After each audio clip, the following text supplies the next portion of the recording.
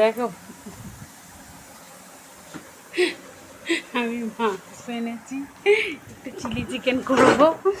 ওর অবস্থা দেখো, কালো প্লাস্টিক। এটা প্রত্যেক সপ্তাহে হয়, সানডে করে আমাদের মাংস হয় তো। অবস্থা দেখো। কাজু, কাজু এটা কি পড়েছিস? এনে কাজু,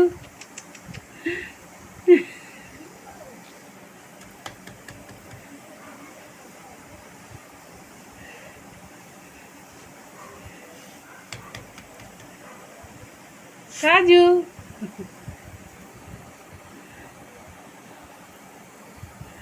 কালো প্লাস্টিকটাকে নিয়ে কি করি?